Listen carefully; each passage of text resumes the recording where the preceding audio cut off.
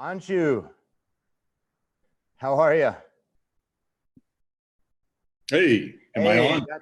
you're on. You're on. We're live. Not sure what's happening with Scott's feed. We've dropped him a few times, so we're going to carry on and give him the opportunity to pull back in. He knows how to do it. He's a pro. So, how's it going? How you doing? Yeah, I'm doing great. I'm about 92%. That's better than the last time. That's great.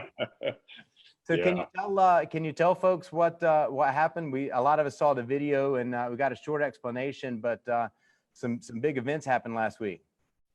Oh, yeah. Really embarrassing. I have these trails in what I call my backyard. It's the woods that goes down to the river. And, I never race around or anything like that, but I was going down this one area, hit the brakes didn't work.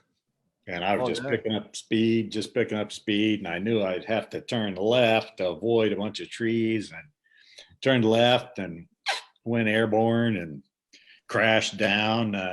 And that's my story. And yeah, but it's really interesting. My daughter Raina said, "That's pretty good ukemi skills." Pretty good ukemi skills.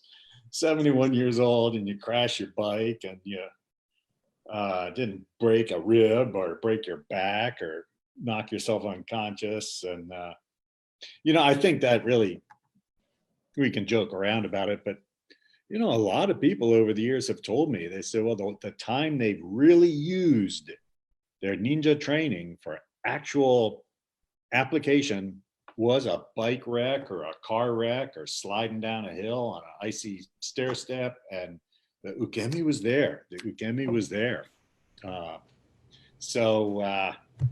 Yeah, anyway, I crashed down and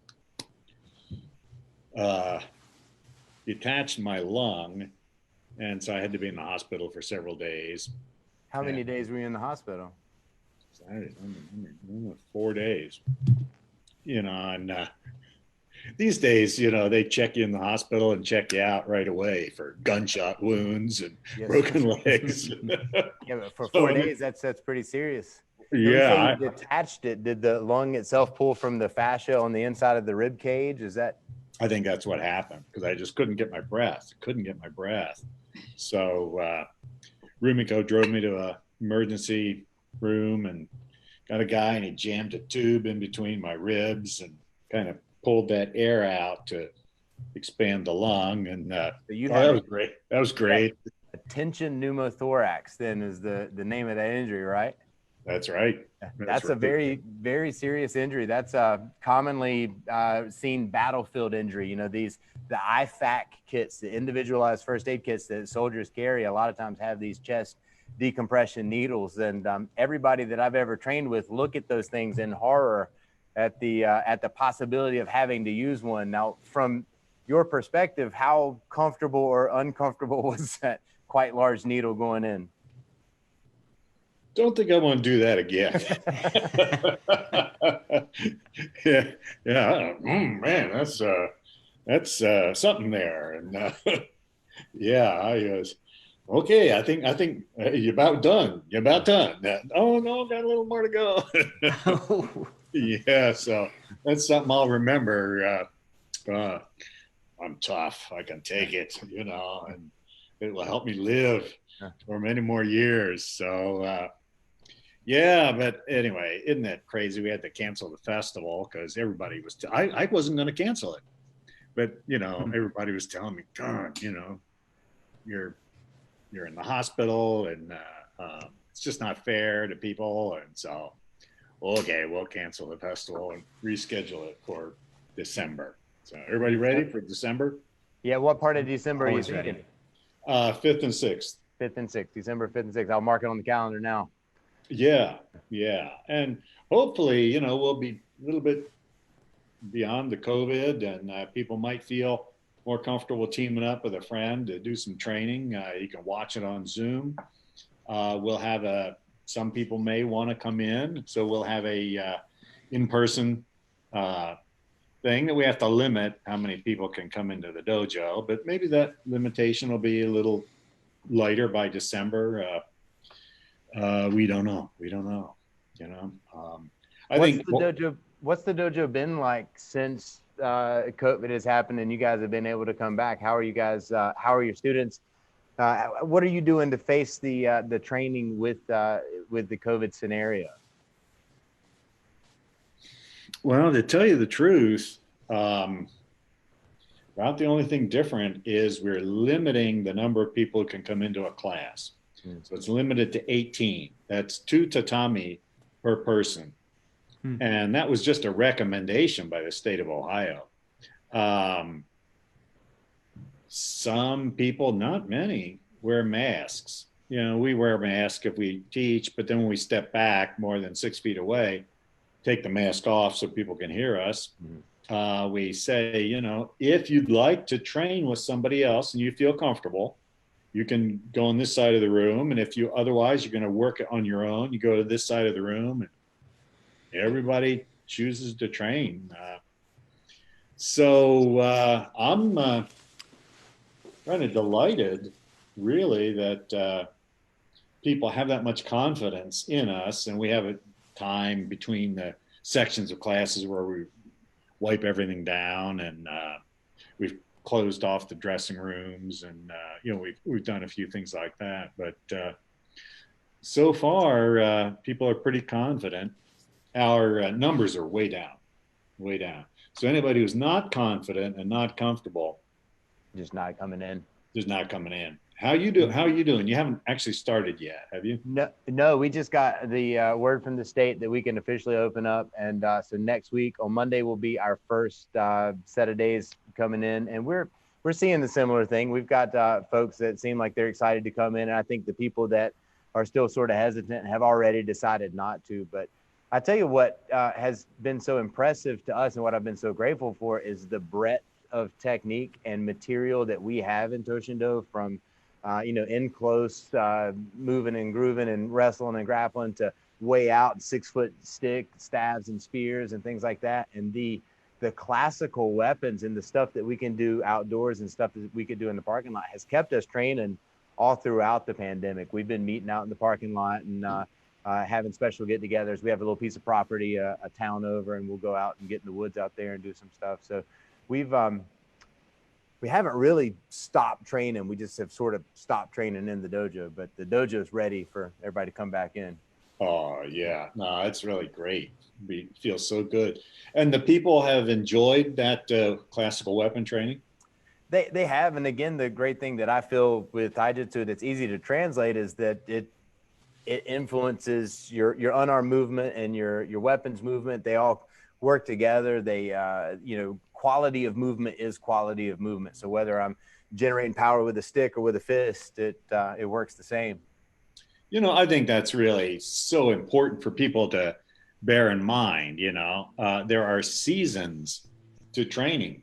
God, in my life, 60 years, there were some times when I was on my own. I really wasn't doing any like team training. So I just worked on fitness and little coordination drills, and other times, no, I was just so packed with everybody. That was overwhelming. There's a season. And, you know, over the past half a year, it's been the season to work on classical weapons. And as you said so perfectly, Hardy, movement with coordinated delivery. In fact, working classical weapons can actually help. And this is a funny thing to say, but it can actually help some of your more confident people. Hey, I know how to fight. I know how to punch. Yeah. Try taking this floppy rope and hitting with that. And I joke around and say, you know, in the 70s, that's where I learned the ninja punch. I knew how to punch. And they kept telling me I was doing it wrong, but I knew how to punch. And I got this Joketsu Shoge, and man, that thing would hit me, and I finally got it down. Wham! Oh, this is how the body changed my whole punching. So, you know, I mean, same thing with a stick or with a sword. I watch people, you know, they send in like Kihon test for sword, and they're so confident. No, drop the shoulder, relax. You're extending your energy through the sword, not the hand and then the sword, and like this. No, just do it a few thousand more times. Well, Scott, you had some big news. You had a new program start down in Orlando. Can you tell us real quickly about that? Yeah, we just launched. First of all, good evening, An-Shu. I had a couple technical difficulties jumping back on and forth here, but so glad that you're with us on this 15th episode. But yes, to answer your question, Hardy, we just started in Orlando. There's a private school that's in the town that I live in, and they've got about 14, 15 kids that make up this class for this school for gifted students. And they do these different after school programs. And this year, the Orlando To-Shin Do Club is their, once a week, 145-minute class after school self-defense program. So we just launched it this week, which was one of the first times that I've had of teaching an entire class that's made up of 5-year-olds to 13-year-olds. So it was quite the adventure, to say the least. Yeah, so that was very exciting. And you're going back next week. Oh yes. Oh yeah. Yes. So it's funny how fast the time flies when you are teaching kids, because naturally, as both of you know, kids, it's not about the martial art. It's about movement, having fun, and then there's some martial arts in there as part of the fun. And that's, I think, has been kind of interesting about what we've learned from you, An-Shu, over the years on how, the stories of how the ninja trained their kids. It wasn't through hardcore martial practice. It was, we're going to set up a series of games, and those games become your principle on how you conduct yourselves. That's really great. I'm so glad to hear that, because, I talk to some people, not Quest people, not Toshindo people, but, I go to these conventions and, talk to these individuals, and their kids have given up martial arts years ago. Oh, I just can't get my kid in there. And I said, well, I quit actually saying this, but what I'm thinking is, you're probably running it like a military thing, and it's just not fun, okay, you gotta get in line, this kind of stuff. And kids are saying, dad, no, here, I'm not dad, I'm sensei. And but I do tell them, my secret is, when I had my tiny daughters, they got several degrees of black belt by the time they got married and moved away. And I never taught them. I had other people teach them. And then I would arrange myself to see them training and give them what I call the A words, appreciation, the affection, the acknowledgement. You got that down, you got that. And when they weren't getting it down, I just didn't happen to be around, And that seemed to work. I'm dad, Rumiko's mom. You need somebody removed to teach a kid. That's what I have found.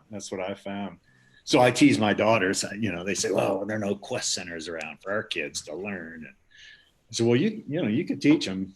I said, no, we're mom. I love it. That's great. So, Hardy and I had, through the different episodes that we've done, we were leading up, and we had a discussion a couple of weeks ago that, we should probably bring all of these episodes to a close. And then the more we thought about it, we thought the timing would be great to close it on the eve of course, what would have been Festival 40.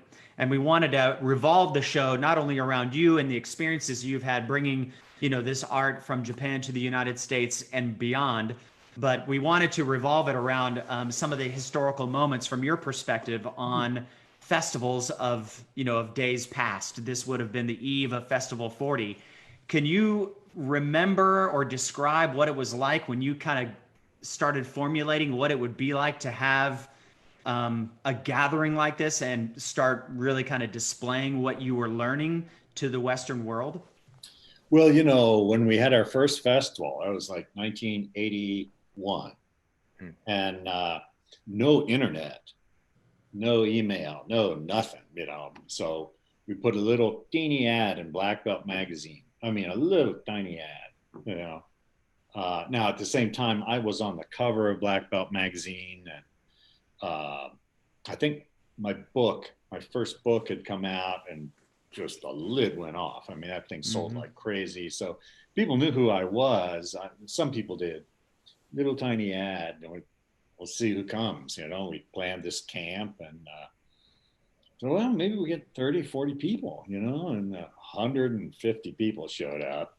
And but I was the only guy in North America who was doing Togaku Ryu ninjutsu. So, I mean, nobody was, it's not like today where it's all inner supported. Everybody was a kung fu guy, or in fact, half of the people weren't even martial artists. They were in what I would call dangerous occupations. And they'd heard about the ninja and they wanted to come and learn this. And it was now that I look back, incredibly risky. All of these tough, egotistical, snarling guys all together. And we were in this camp, and some guy'd snore and everybody throw a boot at him. And I didn't know how to run it. So, well, we'll get up at 5 and we'll run through the woods for an hour, and then we'll have breakfast, and then we'll do this training, and then we would go to like midnight. So, after the first day, some people are kind of staggering. And this went on for 5 days.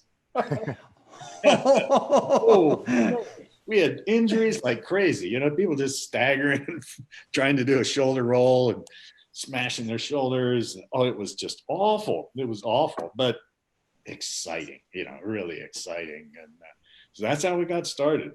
And somewhere along the way, I learned some cases a little bit less is a lot more, and then eventually it was requested, could we move this into a hotel?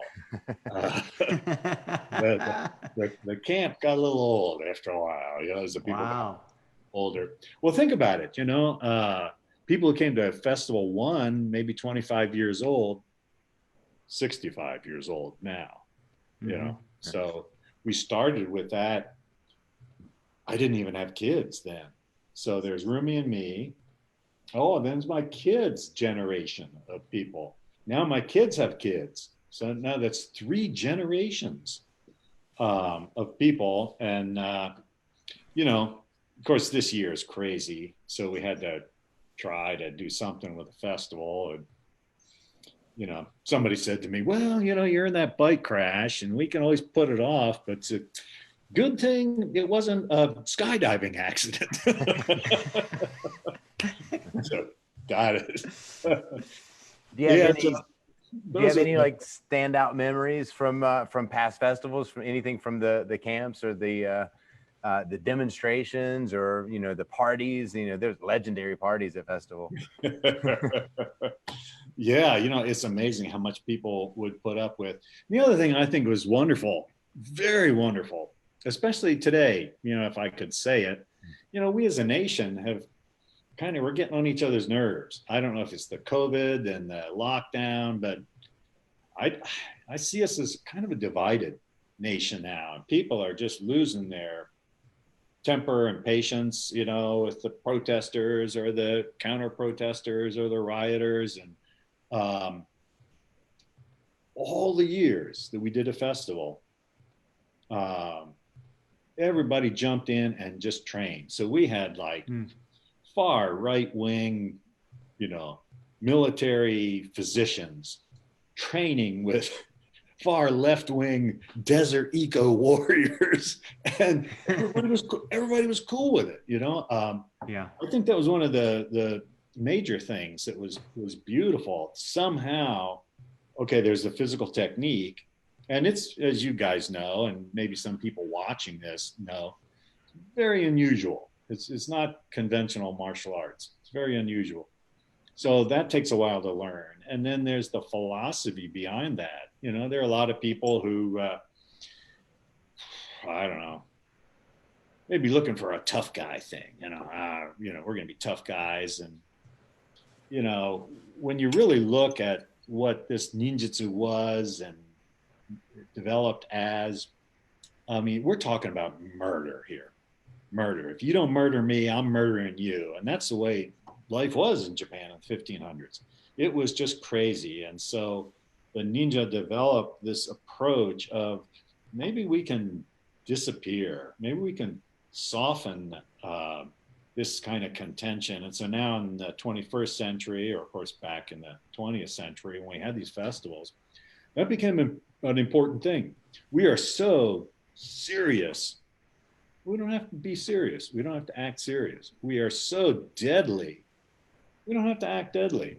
And I think when I watch some, not To-Shin people, but other people teaching, and they're all grim and yelling and ripping out throats and all this kind of stuff. Oh, come on. Who are you trying to kid?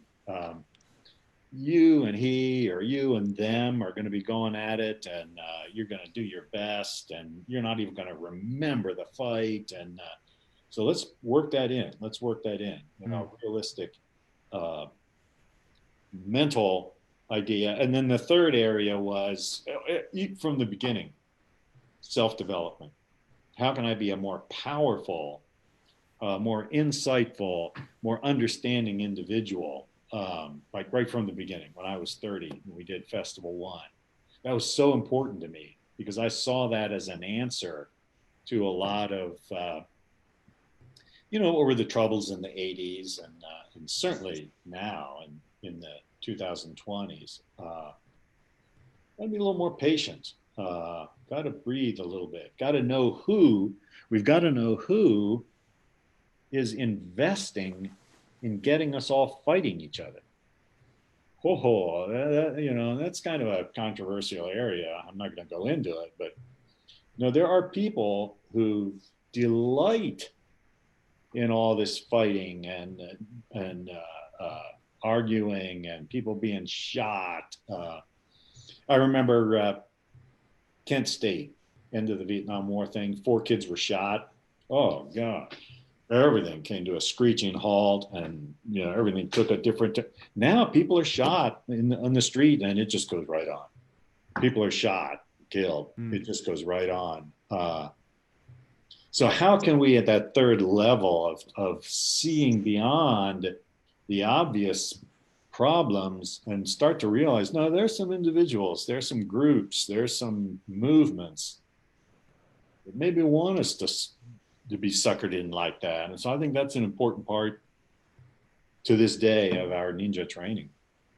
So how does somebody train that? Like, how would you prepare somebody to have that broad of a vision, or to be that detached, to not get sucked in emotionally to, the tumultuousness of what's surrounding them? Yeah, that's an interesting question, because, you would think that it can't just be explained in a class. It's like something that's a long time to train that. So that's a really good question, Hardy. An-Shu, what are your thoughts on that? You want to hear the real truth? Oh boy, please. You cannot learn it in a class. You cannot hear it. You've got to see it in action. You've got to see it in action. We got to have some seniors who live it, and you watch the way they handle certain things, and that's the way we do it. And then you can do it too. You can do it in your class. You got younger students that are counting on you. Hey, this guy, he said you guys are all phony and you're no good and you're weak and he could, he's an MMA guy and he could annihilate you. And then you listen to this and you just go, oh, those funny guys. They're kidding you. They're just playing around with you. Let me tell you about my program. Oh, you're not offended? No. They don't know what we're doing here. We keep them in the dark, Let me tell you about my program. Wait a minute. You're not offended? You're not going to go down there and confront this guy? No. I mean, geez, if I had to give free private lessons to everybody who misunderstood me, I'd be too busy to train you. Hey, here we. Oh, really? You're not like upset. Oh no, people get jealous. Who knows what they've been through in their life,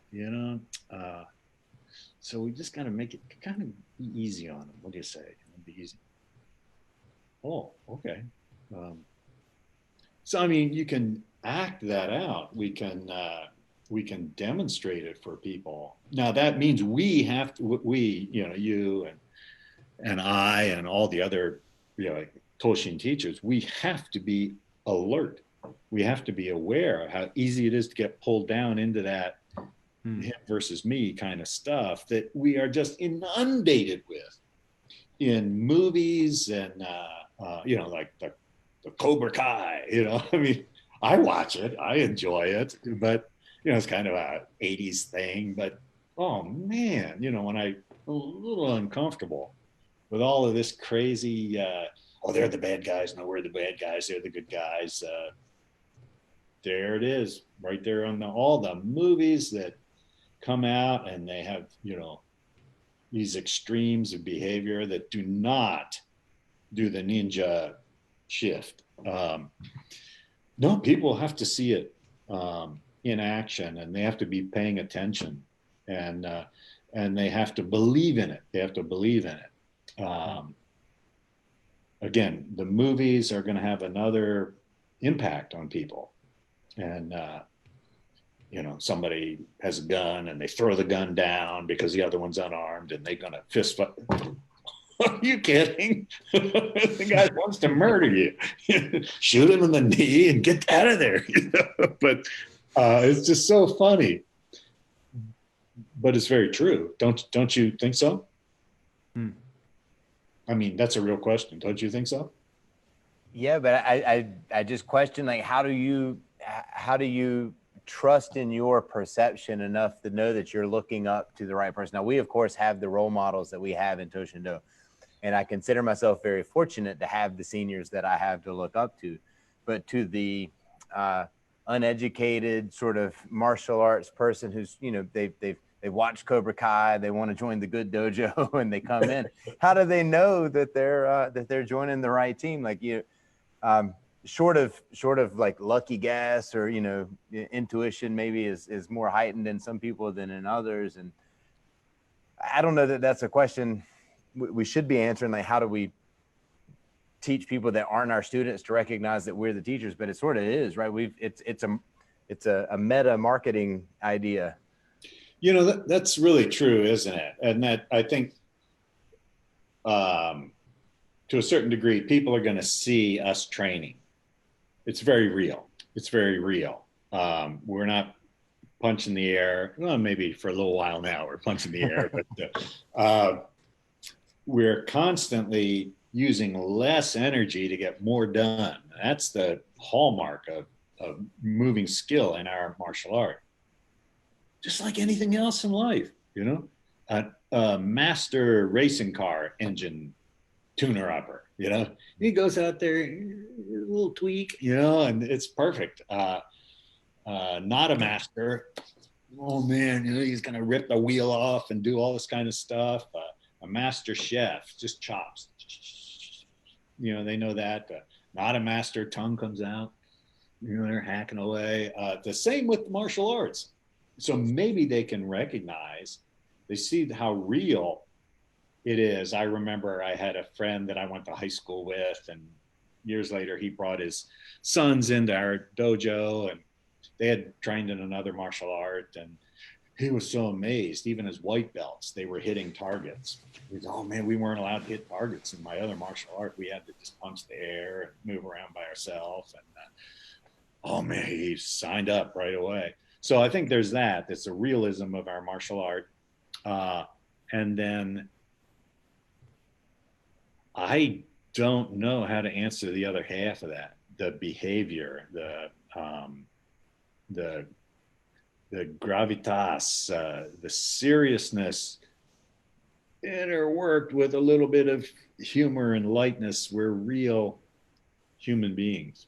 I've got an interesting clip that I pulled up and I have on standby that was a demonstration from a festival a couple of years ago where you and Master Bragg were performing in front of everybody at the end of the, Saturday night demonstrations. And it illustrates, I believe, a lot of what you just said, how you did it through training. There's some sophisticated positioning, but there's a lighthearted humor. There's obviously powerful and effective, but not real over the top crazy techniques. Could I pull that up for everybody to watch? And would you mind giving us some commentary as we go through this?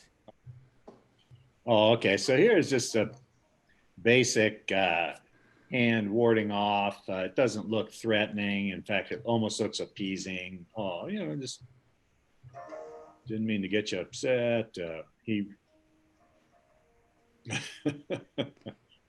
I remember this. I don't know if everybody saw what you just did there, but this is so intriguing to me.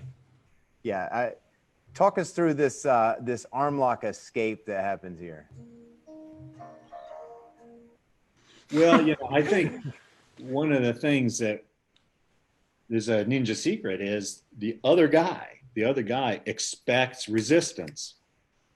And so he's gearing up for that resistance. So he knows when he gets resistance, he's going to counter with this part here. And, we hear so many people that criticize, they don't know what we're doing. So they criticize, you practice without resisting partners. No, we have very resisting partners, and we learn how to feel that. After a while, we know there's going to be the search for that resistance, and they're ready for it. And there's just no resistance. The arm just relaxes. The underside of the arm collapses and pulls out rather than me tightening up my shoulder. He's waiting for me to tighten my shoulder, and I'll just wiggle the arm out like a little snake. And then he has to figure out what happened. And we'll take it from there.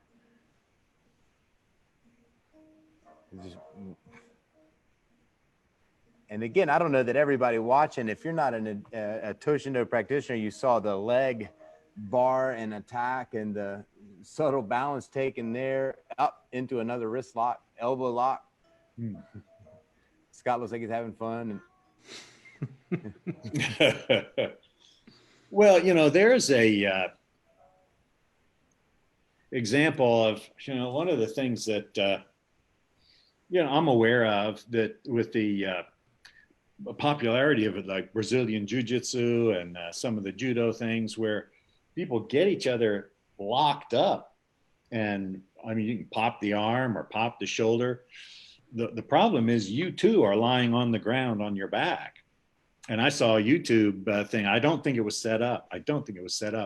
These kids were in a fight and they're on the ground, and one guy's getting beat up, and the other kid, the kid who's getting beat up's mom comes over and just kicks this winning kid right in the face. Boom, he flips off. She gets her son up and takes him off. And oh yeah. So there, I was very careful not to go down to the ground with Scott. I maintained my back upright where I can get up onto my feet and pull the arm and dislocate the shoulder at the same time if I needed to. Let's see what happens next. I love all the subtle distance interplay and interaction. And oh man, I remember what happened. Well, my favorite is Dennis's face there.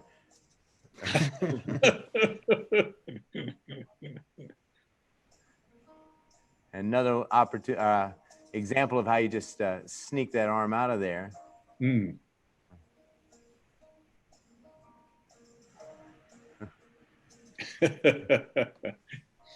Yeah, well, that's the advanced version of our art where we're kind of clouding people's minds. What do they expect? They expect resistance, or I'm knocked out. One of the two. I'm either going to resist like crazy, or I'm going to be knocked out. So we don't give them either one of those. And so they're working with what they expect. And we just move over here. And it's very disconcerting because everything's happening like this. And all of a sudden, whoop, we're over, whoop, whoop, whoop. What was that? We're not stopping and returning power. we're not blocking, jamming, and stepping and throwing. Now, in the beginning lessons, we do that. Sure, blue belts, green belts. I mean, I got to learn the basics. So no, it's a lot more straightforward in those lessons. But that's how we get on board. That's how we learn. I've been to probably 19 or 20 of these festivals, and I've seen these demonstrations at the end, and I've seen you do everything from spear to sword to subtle, sneaky escapes like that. Have you ever done a demonstration that was more sophisticated than your audience was ready for? Yeah. You could tell us. Worst demo I've ever done. Are you ready to hear this? Oh God. Yeah, the festival, for some reason, it was a heavier festival. You know, like we were doing like knee shatters from the side and standing choke outs. And so I thought, God, we're gonna balance this out a little bit. I'm gonna do I'm embarrassed to admit it. I'm gonna do a Charlie Chaplin demo, you know, where somebody grabs and whoop, I'm back here and I'm over here, go underneath and come up. And so I did this demo of things I've collected watching Charlie Chaplin. He's amazing if you watch his old movies, you know, and these fight things. And, you know, he's like a little boxer and he gets behind the ref. And so I'm just doing all this stuff. And I had a ball. But then people like replayed this on YouTube and people are looking at this going, that's the masker. Oh gosh. We were like balancing out the heaviness. Oh, gee. Anyway, you can still see it. It shows up on some YouTubes, not my YouTube channel. You know, wow. And usually with comments. Oh, fierce comments. You know, oh, this guy's no good. So I remember. I don't do demos like that anymore. No.